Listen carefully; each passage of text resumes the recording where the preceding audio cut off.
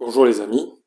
Alors je viens de mettre en place la platine de douche. Donc la platine de douche, de quoi s'agit-il? Eh bien c'est cette partie métallique ici qui va venir de douche ou de baignoire d'ailleurs, puisque dans mon cas ce sera une baignoire.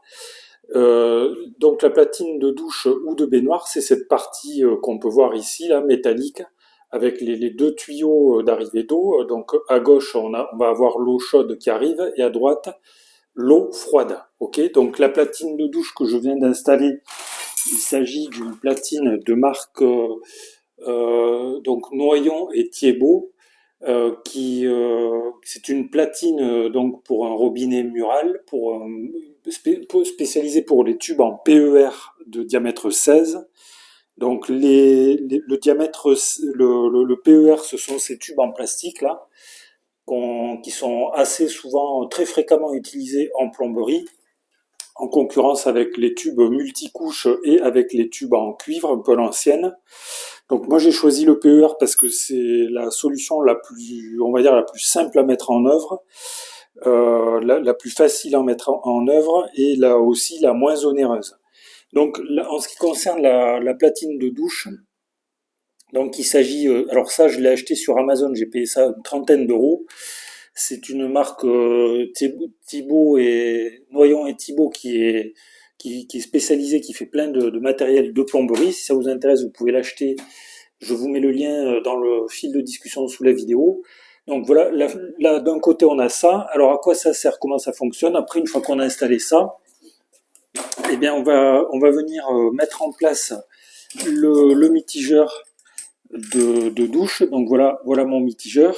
Ok, donc il va venir se visser comme ceci, évidemment, après avoir mis en place le carrelage ou la faïence sur le mur. Donc ici on a deux sorties sur lesquelles on peut visser des adaptateurs comme ceci, qui sont fournis donc là dans mon cas avec le mitigeur, et qu'on va venir visser ici comme ceci. Voilà, une fois qu'on aura mis en place cet appareillage avec les joints, on va pouvoir venir mettre en place les caches avec le mitigeur qui se trouve donc ici. Ok, alors je vais vous montrer de l'autre côté à quoi ça ressemble. Alors j'avais volontairement laissé la plaque de plâtre non fixée de l'autre côté parce que j'ai une petite particularité ici. Vous voyez, alors ici donc j'ai le rouge qui correspond à l'arrivée d'eau chaude. J'ai oublié d'enlever une vis ici, vous voyez, il faut que je l'enlève. Bon, ça ce sont des vis à expansion, des chevilles mollies, spécialisées dans le placo, qui permettent de bien maintenir la platine de douche ou de baignoire bien en place. Donc alors vous voyez que j'ai une particularité, c'est que j'ai un tuyau d'évacuation, ça c'est le tuyau d'évacuation des lavabos, et par conséquent j'étais obligé de faire un petit coude ici, et de revenir par en bas là. Et du coup, alors l'intérêt de la platine que j'ai achetée, c'est qu'on peut orienter dans une certaine mesure les sorties de tubes. Et c'est ce que j'ai fait. Donc je les ai orientées, là, comme vous voyez, dans le sens qui me convenait, quoi. Voilà. Et par la suite, donc j'ai pu vite fixer mes vis, mes chevilles à expansion sans difficulté. Mais je reconnais que c'est pas une configuration tout à fait classique. Enfin, dans de nombreux cas, je pense que la personne qui va fixer la platine n'a pas accès à l'arrière de la cloison, contrairement à moi, quoi. Et évidemment, moi, dans mon cas, puisque j'avais la possibilité de faire comme ça, j'ai préféré faire comme ça parce que ça m'a permis de mieux ajuster mes tuyaux, de mieux les positionner, quoi. Voilà, mais normalement, sachez qu'on fixe ces platines enfin, sans avoir accès forcément à l'arrière de la cloison, quoi. Alors, en ce qui concerne la fixation de la platine en elle-même et la mise en place des tuyaux, c'est pas quelque chose d'extrêmement compliqué. Donc, moi, j'ai utilisé un système de raccord à glissement.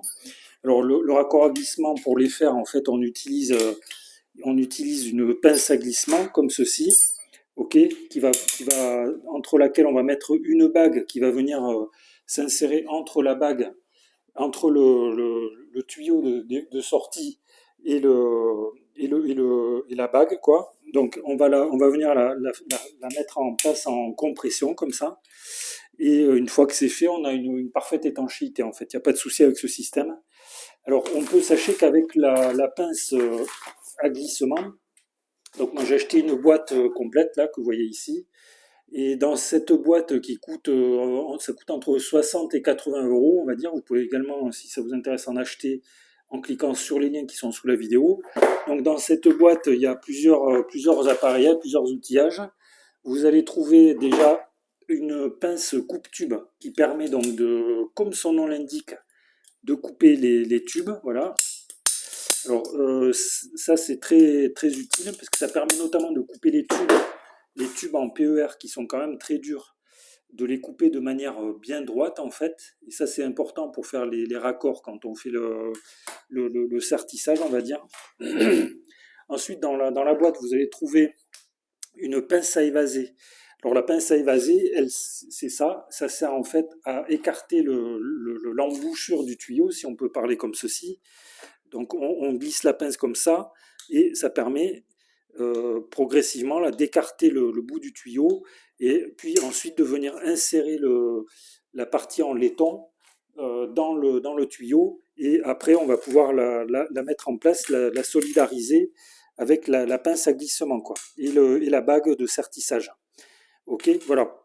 Donc en ce qui concerne le montage de la platine de douche, c'est pas quelque chose d'extrêmement compliqué, mais c'est quand même, comment dirais-je, il faut quand même s'appliquer un petit peu parce qu'il faut déjà savoir à quelle hauteur on va positionner la platine. Donc moi, vous voyez que j'ai ma baignoire qui va arriver ici, donc je l'ai mis, j'ai positionné ma platine en fonction de la hauteur de la baignoire.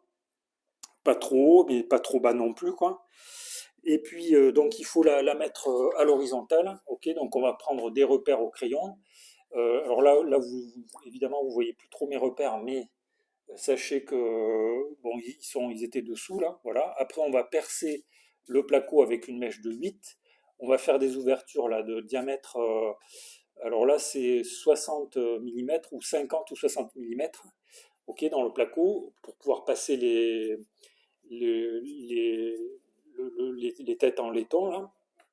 Une fois que c'est fait, on va positionner, on positionne donc ces chevilles mollies, ces chevilles à expansion. On va venir faire l'expansion, puis on peut retirer les vis, ok, puisqu'après elles vont gêner pour tout ce qui est faïence en fait.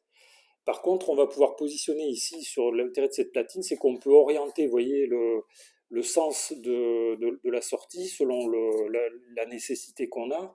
Bon, moi, je m'en suis servi pour les faire aller vers la droite, en fait, comme je vous ai montré tout à l'heure. Et une fois qu'on a fait ça, ben, on peut visser les petites vis ici, et comme ça, c'est stabilisé, et voilà, c'est fixé. Et on n'a plus qu'à envoyer l'eau. Alors normalement, sachez que quand on pose une platine de douche ou de baignoire comme ça, il faut faire un test. Il faut faire un test de mise en eau. Donc normalement, une fois qu'on a fait le positionnement de la platine comme ça, on va mettre des bouchons d'attente, ok, puis on va envoyer l'eau, quoi. On va envoyer l'eau pour voir s'il n'y a pas des fuites. Mais moi, malheureusement, je ne peux pas envoyer l'eau parce que j'ai pas encore du tout mis en place quoi que ce soit, ni mes nourrices, ni rien d'autre. Et par conséquent, je vais être obligé de faire confiance au raccord à glissement que je viens de mettre en œuvre. Donc voilà les amis. Donc sachez qu'il faut quand même un petit peu de matériel. Donc pour faire il faut une tournevis, une pince à glissement, une scie cloche, etc. Il y a un petit peu de matériel. Il faut de la patience. Il faut s'appliquer pour mettre la platine de niveau. Mais enfin, c'est pas quelque chose d'extraordinaire. Et voilà, c'est possible de le faire. Tout le monde peut le faire, je pense. Et donc, mais si vous le faites, si vous rencontrez des difficultés, si vous êtes un amateur comme moi, que vous l'avez jamais fait, ben vous pouvez toujours arrêtez-vous dans votre travail si vous voyez que ça va pas, et puis faites appel à un expert, quoi, peut-être un plombier professionnel, par exemple. Voilà. Voilà les amis, ce que j'avais à vous dire. Donc si vous avez des questions, des remarques ou des commentaires, vous pouvez les faire dans le fil de discussion sous la vidéo.